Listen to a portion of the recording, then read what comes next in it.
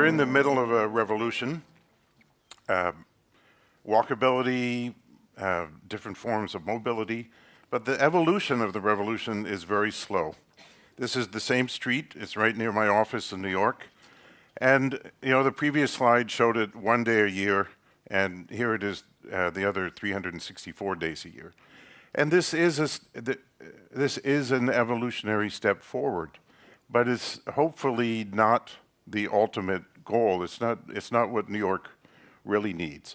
And I'm going to use a lot of American examples today because, we really exported a lot of this to the world.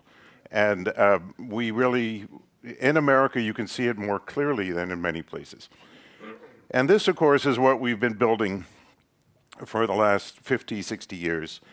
Obviously, it's not about walkability, even though 40% of Americans are too young, too old, too poor, disabled to be able to, or just choose not to drive. And yet they're faced with streets like this, which are very dangerous for the pedestrian. This is, I was born in New York. I grew up in Connecticut. The cars didn't quite look like this when I was born, but I lived near this town center, and when I was a little kid, Connecticut was a state of towns and cities, and my mother did not expect to drive me around. I was expected to walk or ride my bike. And today, Connecticut is a state of driving, and it's really transformed the culture of the state. So a very quick explanation. This is why I wanted to use the American example. We have something called functional classification. Functional classification is the way that we fund all the roads. And it's a new system based on level of service, which I'll discuss in a moment. The old way, in the book Street Design, which I'll also get to, we took Rick Hall's walkable index number, called it win, so we have win versus loss. And the two systems, you can see the old system of necessity is based on walkability. And it's a mix of uses of the offices, the stores, the work, the home, the school, the civic institutions. The new system, which is based on the car, is based on separation of uses. You'll get the terrible factory away from the house. So that, for example, if you live in this house right here and you want to go to the Applebee's right here, there's a fence right here, so you cannot go from there to there. So you have to get in your car, you have to drive out here, drive in here, drive over here. You get here, there's no parking next to the Applebee's, so you have to go over here and walk back. And, in those two systems, these have the exact same uses. It's just that here the uses are separated and pulled apart, and here they're combined. And this functional classification has three types of roads that it funds: arterials, collectors, local. Of course, at the top, funded by its own system, is the highway. So it's really a hierarchy of roads of the highway, the arterial, the collector, and the local roads. The local roads are anything that are not arterials and collectors. And it's this level of service that they use to fund things and grade roads is based on, at the top of the system is the free flow of the automobile. Like, it's a system in which the car is designed to flow like water in a pipe. And of course, James Howard Kunstler points out that often it now functions like an auto sewer, and that when everyone has to drive everywhere for everything, you cannot build roads big enough to make it work. And down at the bottom of the system are these local roads where traffic just doesn't flow very well, and so they don't like to fund these roads. But of course, there is no walkable city in the world that has streets that are not down at this end. Any walkable street gets an F in this system. So, as I said, there's a revolution going on. And it's very interesting to see what's going on in New York. This is Madison Square in New York. we got a new DOT commissioner under Mayor Bloomberg, Jeanette Sadiq Khan. She said, like every other DOT commissioner, by the way, how do you tell the difference between a DOT commissioner and a terrorist? You can negotiate with a terrorist. She said, these are my streets, I can do what I want with them, and for the first time, she said, I'm going to do it for the pedestrian instead of for the car. Because 80% of the people who live here do not own cars. And 80% of the people going to work here are not going by car. And yet 80% of the space is given to the car. So she had trucks show up overnight. She must have told Mayor Bloomberg, but she didn't tell many other people. They showed up overnight, they put boulders in the road, they laid out all this stuff, they put down the tables and chairs. And when the cars arrived in the morning, half the road, literally half the road was gone. And New Yorkers, of course, love this. 80% of New Yorkers said, we love this. Now, where she did it was right here. This is where Fifth Avenue crosses Broadway. This is the famous Flatiron Building. And this was the widest intersection in Manhattan, which is why she chose this as a place to do it. When you look at this photo, you could see that back before the car took over, this is probably about 1905, we had cable cars going down the center of Broadway. And because they were cable cars, they're out here in the middle of the street where they have to be. And you can see people walk out in the street, they wait there for the cable car. And you see it even better, and this is farther up Broadway. This is the New York Herald building at Herald Square, 34th Street, the New York Times building at Times Square, 42nd Street. So Broadway from 34th to 42nd in 1908. And you can see in this photo that most of the people are over here on the sidewalk, that in the middle of the street here are the cable cars, and you have some cars and you have some carriages. But once again, people feel, they can step out in the street. And when you look at it closely, you see that there are no traffic signs, there are no traffic lights, there's no paint in the road. There is nothing but what Jan Gay calls the space between the buildings. The space between the buildings is the public realm in 1908. And here's a video showing the exact same place. There's the New York Herald building. You can see everyone's crissing and crossing, and this woman, she decides. And here's everybody over on the side. But again, you see there are no signs. There's no paint. There's nothing to tell you what to do. And again, that's 1907. And in 1908 was the Model T went into production. And in 1909, here is New York already narrowing the sidewalks because the motor companies, the oil companies, they had figured out that if they were going to sell cars, they had to get those people out of the way, or else, their car was not going to be able to flow like water in a pipe, and people were not going to want their product. And so in 1909, and notice, by the way, it's two-way. 1909, they reversed the ratio so that in 1908, the sidewalks were wider than the street. In 1909, the street was wider than the sidewalks. And so here in 1914 is Lexington Avenue. You can see Lexington Avenue is right near me, right near where I live. You can see the sidewalk is made of boards because they were building the East Side IRT underneath, and they sent photographers out to document the process. The East Side IRT is the subway. And this subway line, in fact, carries more people every day by itself than all the subway lines in the top 3 other American cities combined, just this one line. And one block over here is Park Avenue, which has the best commuter rail in America running underneath it. And yet, in 2012, 100 years later, you can see what the car and what the traffic engineer and the DOT had done to New York City. And it's worse than you originally think, because you notice when you start to look at it, here's the light well is gone. Here's the stoop. The stoop is gone. And even, in fact, they've trimmed the ornament off the building. And the street, which used to be two-way, is now one-way. And it's obviously designed to get suburbanites in and out of the city as quickly and easily as possible, like water in a pipe. But it has become an auto sewer.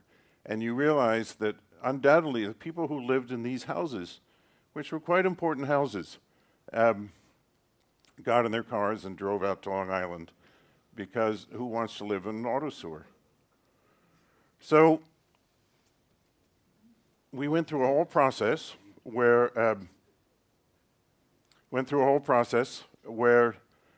we developed this new functional classification system out in the burbs, and then in the 1990s, we started going back the other way. Every DOT was required to hire pedestrian and bicycle specialists who mainly worked out here in the suburbs. And eventually we came up with a complete street system and something called road diets. And complete streets, I have to say, are a great functional thing. Complete streets say you must have sidewalks, you must have bike lanes, you must slow down the traffic. But it's a policy system, it's not a design system. And so you give the complete street regulations to an old school traffic engineer, and this is what you're going to get. This is clearly not a place where people want to walk, but at least it's a place now where people can walk. And you know, in the past, as we saw on Lexington Avenue, we brought the suburban roads into the city so the suburbanites could go in and out. And now we're bringing the suburban-style road diets into the city. So that here, the same DOT that did Madison Square did this, which has many good things. This is an evolutionary improvement over what we had before. The cars, there are fewer accidents. The cyclist over here is much safer than he was on the avenue before. But it's also a system of that we'll get into of it's still, the pedestrian over here is not in any way have a better life. The sidewalk was not moved. There's a turn lane here, which New York City never used to have. Turn lanes are good for traffic flow, bad for cyclists, and bad for pedestrians. This year alone, 8 pedestrians have been killed in crosswalks by New York City buses when they had the right-of-way. They were in the crosswalk with the light, and the buses hit them and killed them. So this is something New York City did called the 21st Century Street in Brooklyn. This is 4th Avenue. And it's an example of what Hans Mondemann said of the trouble with traffic engineers is when there's a problem with a road, they always try to add something. And it's not just traffic engineers, it's specialists. Specialists like to make their little special place more special. And so this was done by a bicycle designer. And so he's taken the traffic engineer's idea and he's put it in multicolors. But there are 2 major problems with this. One, it's focusing on the intersection because that's where cars have problems with other cars and with pedestrians. But city life takes place over here between the buildings, and you can see that this has ignored, there's no thought given to this building. There's no thought given to this building. And once again, the people who live around here, 80% of them don't own cars. But this whole design is focused on the intersection for the cars. I have to speed up, but so this design has spread throughout the country. This is an example in Long Beach. The morbid say that the paint is on this, the paint's on this bicycle lane to hide the blood when the car runs over the bicyclist. And you can see that this is a system to still is for traffic flow. It's to get the car through the city, not to the city. And this is the same street. Here's the cycle lane. Here's the sidewalk. Obviously, this was not done for the pedestrian. And it was not even done for the cyclist, who's now safer, but it's still a pretty bleak environment. It was done for this guy right here, so that he could easily and quickly drive through the city. And here's a real Brooklyn street, which is very near that other street. And you can see, you know, it's not 27 colors. It doesn't have weaving this and that. It's, you know, this lines up with this, lines up with this. Everything lines up. And that's the easiest way to make a good street, is to line things up, have beautiful trees, etc. So this is Main Street in Nantucket, a great street. And an example of this is the American elm, which was killed by the Dutch elm disease. But we've drawn the wrong conclusion from this, which is that we shouldn't do this. And it's very hard to do this now. Main Street's a great street, many lessons to learn from it, including this 85 feet across, we know is the ideal distance for, you can stand here and you can see what's in the window over there, but at the same time, the street's widened for a space.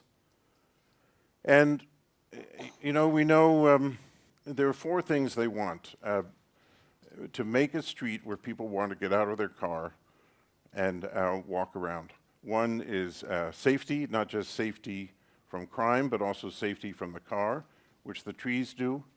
One is interest and beauty. The trees make a space, they add nature. In the winter, they let the sun through. In the summer, they shield the sun. But also, you know, the most interesting thing is us. We love to watch each other.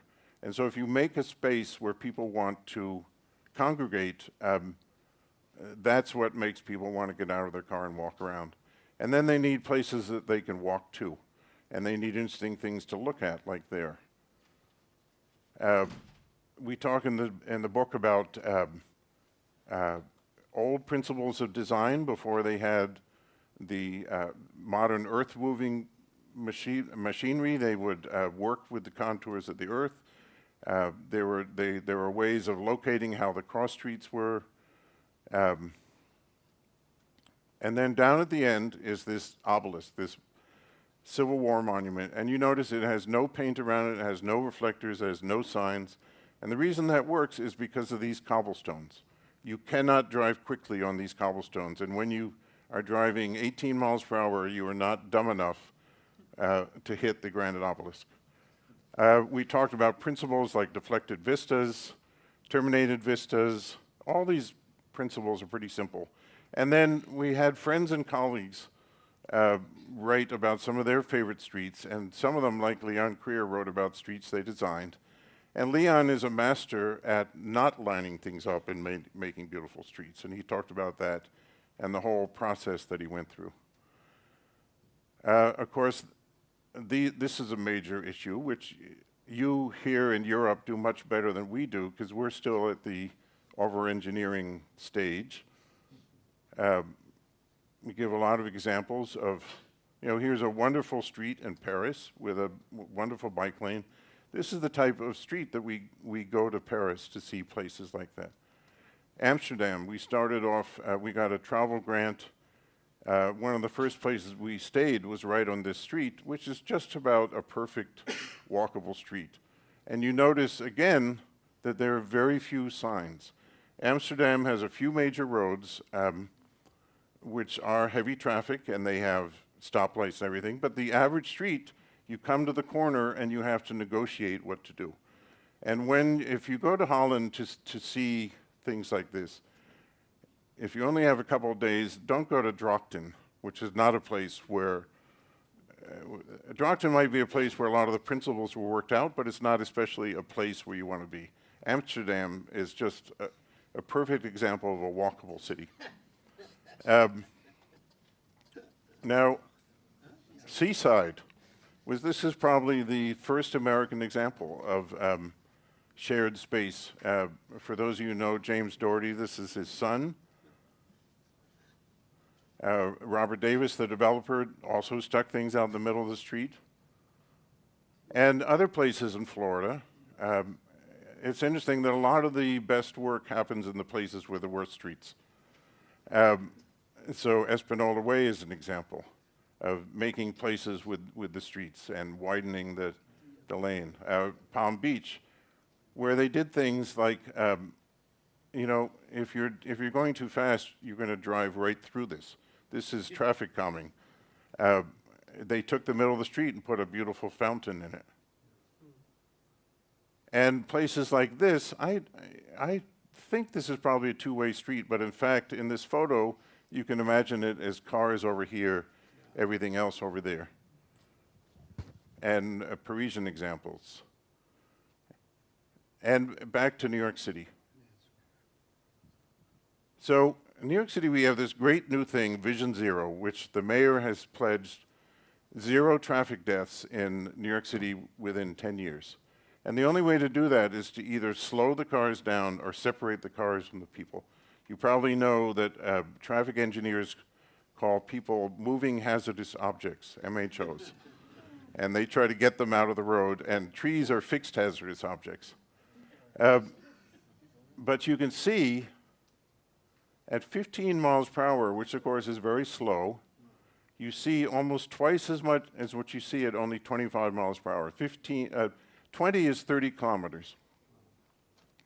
And of course, you have things like traffic lanes, stopping distances and reaction time, so that only, you know, in a nutshell, if you slow cars down to 30 kilometers, you don't hit people, you don't kill people when you hit them, you're less likely to hit them, and the whole world of placemaking opens up because you can get rid of all the striping, all the signs, etc. Lafayette Street is the street I showed in the beginning. It just got this treatment from the DOT. It's a street I'm very familiar with since I work 200 feet from it, and I've noticed that that although it's done all these good things, you know, accidents are down, but the whole, there's no more room for improvement. This will never get you to 0. They've taken all the safety out of this street that they can until they go to a much slower speed.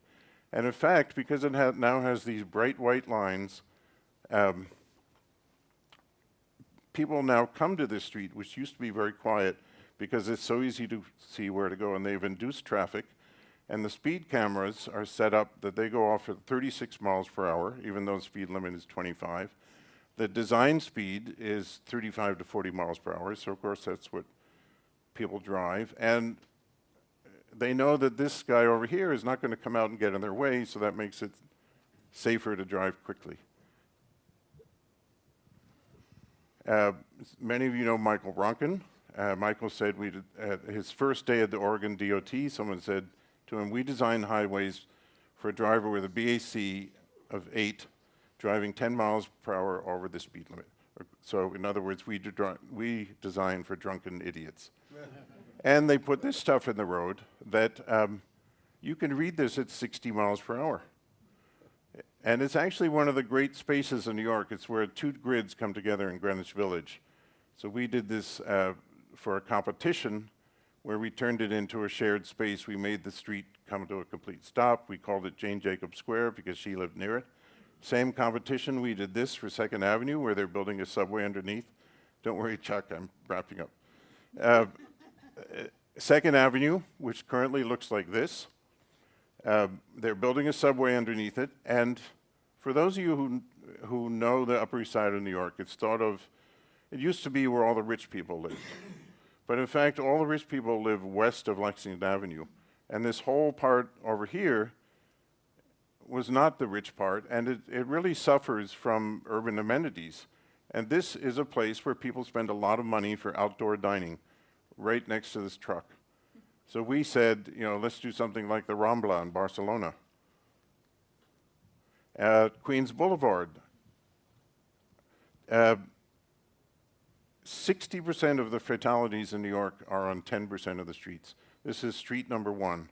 And you can see that also nobody wants to live on this auto sewer, even though this is a very popular place to live.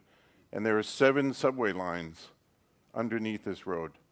So we did this for transportation alternatives, saying, you know, how do we make it safer? How do we make it a place where people want to live? How do we make it a place? Down on the ground, it looks like this today. We greatly widened the sidewalks. We added a bike lane for the duffers and a bike lane for everybody else. And so that basically here to here is shared space. And the same principle applies out in the suburbs. Here's Northern Virginia by my co-author. First step is they took a sidewalk out of the parking lot. Second step is you build in the parking lot. Then you keep going. Eventually it'll look like this. They've funded a streetcar down here now. And this place now looks like this. So the last thing, this is a place in the book, 7 Dials, where 7 roads come together for actually 6 dials. There are only 6 dials here. And it's one of the leading places in England for an example of shared space. It updates what Jane Jacobs calls the sidewalk ballet into the street ballet. Everyone, you know, again, all the signs have been taken out. You can see people have to accommodate each other as they go through. So he's going slowly enough so that he doesn't hit the camera as he comes over here. And then for those of you who know Faulty Towers, you're about to see someone you know.